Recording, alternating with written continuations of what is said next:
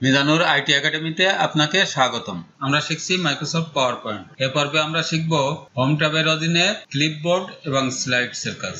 প্রথমে দেখেন ক্লিপবোর্ড। ক্লিপবোর্ডে কি আছে? কাট, কপি, পেস্ট। কাট অর্থাৎ কেটে নেওয়া। দেখেন এই কাটটা, কপি, পেস্ট এগুলো সব ইনঅ্যাক্টিভ অবস্থায় আছে। আমরা যদি কোনো কিছু সিলেক্ট করি তাহলে দেখেন কাটটা আমার অ্যাক্টিভ হয়ে গেছে। এখানে আমার যদি কোনো কিছু কেটে নিতে হয় তাহলে প্রথমে আমাকে সেই জিনিসটা সিলেক্ট করে নিতে হবে। আমি যা কিছু কাটি না কেন সেগুলো সিলেক্ট করা লাগবে। আমি মনে করেন আমি মাইক্রোসফট ওয়ার্ডটা আমি কেটে নিব। আমি এটা সিলেক্ট করলাম। সিলেক্ট করার পরে এই কাটের উপরে ক্লিক করলাম। ক্লিক করার পরে আমার এটা কেটে গেছে। আমি এখন এই মাইক্রোসফটটা যে কোনো জায়গায় পেস্ট করতে পারি। এই বাংলাদেশের নিচে পেস্ট করব। আমার কার্সারটা এখানে রাখলাম। আমি এখানে পেস্টে ক্লিক করলাম। তাহলে দেখেন মাইক্রোসফটটা এখানে চলে আসছে। আমি যদি আবার এটা সিলেক্ট করার পরে কিবোর্ড থেকে Ctrl+X প্রেস করি তাহলে কিবোর্ড থেকে Ctrl+X প্রেস করি তাহলে আমার এটা কেটে যাবে। আমি কিবোর্ড থেকে Ctrl+X প্রেস করলাম তাহলে আমার এটা কেটে গেল। আমি আবার এখানে কার্সারটা নিয়ে আসলাম। আমি কিবোর্ড থেকে Ctrl+V প্রেস করলাম। আমার এখানে মাইক্রোসফটটা চলে আসছে। আমি যদি আবার যে টেক্সট বক্সটা আছে এই টেক্সট বক্সটা কেটে নিতে চাই তাহলে আমি এই টেক্সট বক্সে এই যে লাইন মতো দেখা যাচ্ছে আমি এইটা সিলেক্ট করব। সিলেক্ট করার পরে আমি এখানে কাটে ক্লিক করব। ক্লিক করার পরে দেখেন আমার লেখাটা কেটে গেছে। আমি যদি আবার এখানে পেস্ট করি তাহলে আমার লেখাটা আবার চলে আসছে। দেখেন আমার টেক্সট বক্সটা চলে আসছে। আমরা লেখা সিলেক্ট করেও কাটতে পারি, আবার আমরা এই টেক্সট বক্সটা সিলেক্ট করেও কাটতে পারি। মনে করেন আমি এই লেখাটা এই পর্যন্ত মাইক্রোসফট ওয়ার্ড পর্যন্ত কেটে নেব। কেটে নেওয়ার পরে আমি নতুন একটা টেক্সট বক্স নিয়েও আমি লেখাটা ওখানে পেস্ট করতে পারি। ইনসার্টে ক্লিক করে শেপসে ক্লিক করে আমি এখান থেকে একটা টেক্সট বক্স নিলাম। টেক্সট বক্স নেওয়ার পরে আমি এখানে পেস্ট করলাম। দেখেন আমার এখানে পেস্ট হয়ে গেছে। আমি যদি আবার এখানেও পেস্ট করতে চাই তাহলে এখানেও পেস্ট হয়ে যাবে। এরপরে আমরা শিখব কপি।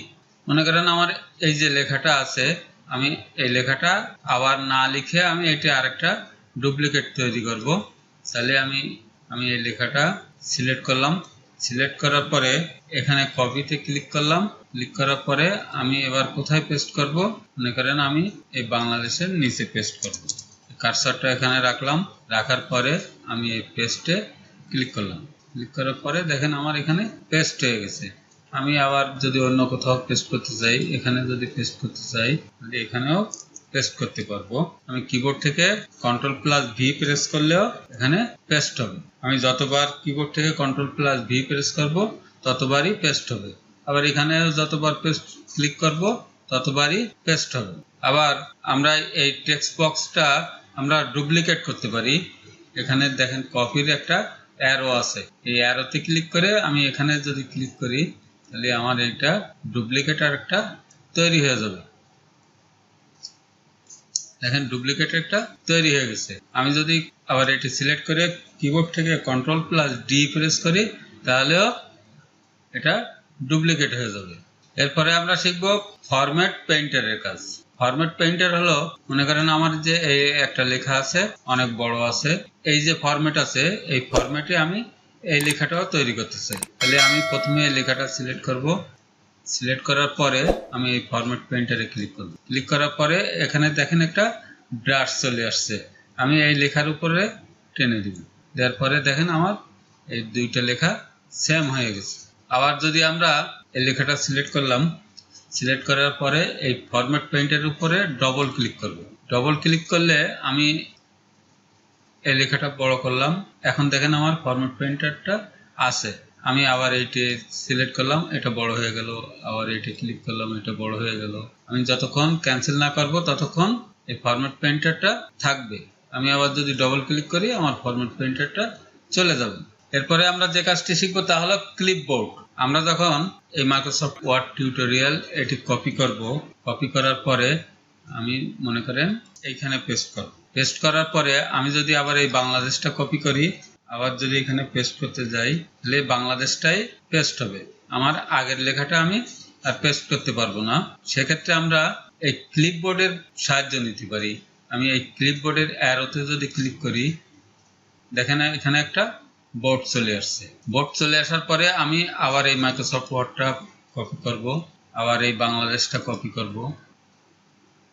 এখন দেখেন এই মাইক্রোসফট ওয়ার্ডটা প্রথমে কপি করছিলাম, তারপরে কি কপি করছি, বাংলাদেশ কপি করছি। আমি যদি আবার অন্য কিছু কপি করি, আমি মনে করেন আবার এই টিউটোরিয়ালটা কপি করব। এখন দেখেন মাইক্রোসফট টিউটোরিয়ালটা কপি হয়ে গেছে। আমি কার্সরটা নিচে নিয়ে আসলাম, নিয়ে আসার পরে বাংলাদেশ যদি পেস্ট করতে চাই তাহলে এটা ক্লিক করলে বাংলাদেশটা পেস্ট হয়ে যাবে। আবার যদি মাইক্রোসফট ওয়ার্ড টিউটোরিয়াল পেস্ট করতে চাই তাহলে এটা পেস্ট হয়ে যাবে। আমরা এই ক্লিপবোর্ডের মাধ্যমে আমরা যে যতগুলো লেখা কপি করি না কেন, এখান থেকে আমরা সিরিয়াল অনুযায়ী পেস্ট করতে পারবো। এরপরে আমরা শিখব স্লাইডসের কাজ। এখানে দেখেন আমার একটা স্লাইড আছে, আমি যদি আরেকটা নতুন স্লাইড নিতে চাই তাহলে আমি এখানে মাউসের রাইট বাটন ক্লিক করে এখান থেকে নিউ স্লাইড নিতে পারি, অথবা নিউ স্লাইডের অ্যারোতে ক্লিক করে এখান থেকে আমার কোন স্টাইলটা দরকার, এখানে দেখেন title slide, title and content, section header, two content, comparison, title only, blank, content with caption, picture with caption. আমি যে কোনো স্টাইলের একটা স্লাইড এখানে নিতে পারি। আমি যদি ব্লাঙ্ক নিতে চাই তাহলে এখানে ব্লাঙ্কে ক্লিক করব। দেখেন একটা ব্লাঙ্ক স্লাইড তৈরি হয়ে গেছে। আবার আমি এই অ্যারোতে ক্লিক করে আমি যদি পিকচার উইথ ক্যাপশন নেই, এটা যদি সিলেক্ট করি, এখানে দেখেন আমি এখানে ক্যাপশন লিখতে পারবো, টাইটেল, এখানে আমি পিকচার অ্যাড করতে পারবো। আমি যদি এখানে ক্লিক করি তাহলে আমি এখান থেকে কোথায় পিকচার আছে আমি সেখান থেকে পিকচার অ্যাড করতে পারবো। আমি মনে করেন আমার ই ড্রাইভের পিকচার আছে, মনে করেন আমি এই পিকচারটা অ্যাড করব। আমার এখানে পিকচার অ্যাড হয়ে গেছে। আমি এখানে টাইটেল লিখতে পারবো, এখানে টাইটেল লিখতে পারবো। এভাবে আমরা স্লাইডটা নিতে পারি। আবার এই অ্যারোতে যদি ক্লিক করি, টাইটেল স্লাইড নিতে চাই তাহলে আমি এটা ক্লিক করব, তাহলে আমার এখানে টাইটেল এবং সাবটাইটেল। আবার যদি আমি অ্যারোতে ক্লিক করি, সেকশন হেডার, আমি এটা ক্লিক করলাম, তাহলে আমার সেকশন হেডারের স্লাইডটা চলে আসছে। আবার যদি আমি আমার এই যে স্লাইডটা আছে এই স্লাইডটা যদি ডুপ্লিকেট করতে চাই তাহলে আমি এই নিউ স্লাইড অ্যারোতে ক্লিক করব। ক্লিক করার পরে এখানে দেখেন ডুপ্লিকেট সিলেক্টেড স্লাইডস, আমি এটি ক্লিক করব।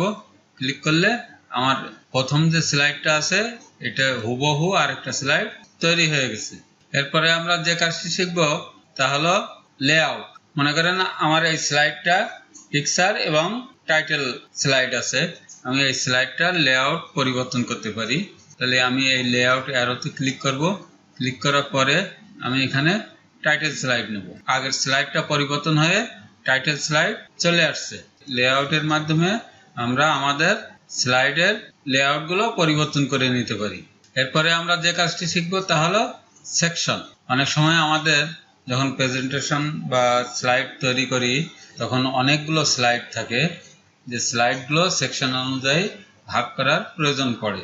সেক্ষেত্রে আমরা মনে করেন এডুকেশনের একটা সেকশন থাকলো, তারপরে হলো মনে করেন ম্যাথমেটিক্সের একটা সেকশন থাকলো, ইংলিশের একটা সেকশন থাকলো, যে কোনো আমরা সেকশন তৈরি করতে পারি।